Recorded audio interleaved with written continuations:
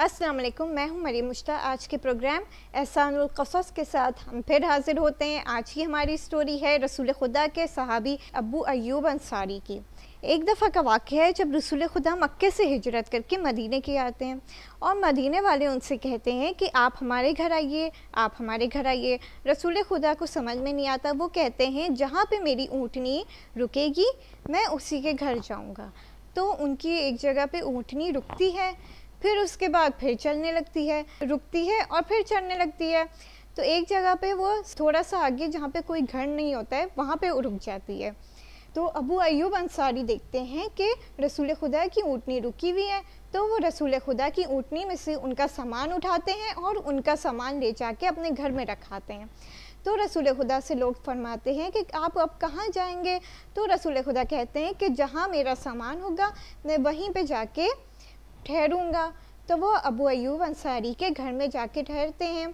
तो रसूल खुदा नीचे वाले हिस्से में ठहरे होते हैं और ऊपर वाले हिस्से में अबू अय्यूब अंसारी ठहरे होते हैं।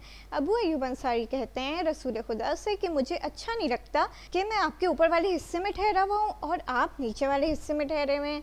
तो रसूल खुदा उसकी बात मान के ऊपर वाले हिस्से में ठहरते हैं और अबू अय्यूब अंसारी नीचे वाले हिस्से में ठहरते हैं। अबू अय्यूब अंसारी जो हैं वो रसूल खुदा के साथ कई जंगों में उनके साथी होते थे और रसूल खुदा जब भी कहीं जंग के लिए खैमा लगाते थे तो खैमे के बाहर से जब अबू अय्यूब अंसारी उनको सलाम करते थे तो रसूल खुदा उन्हें दुआ देते थे।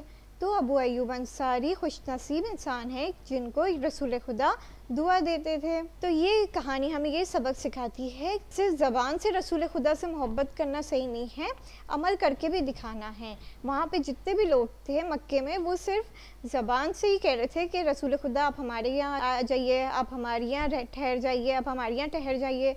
लेकिन अबू अय्यूब अंसारी ने अमल करके दिखाया और रसूल खुदा को अपने घर में ठहराया। आज की स्टोरी हमारी ख़त्म होती है। अगली स्टोरी के साथ हम फिर हाज़िर होंगे, तब तक के लिए खुदा हाफ़िज़।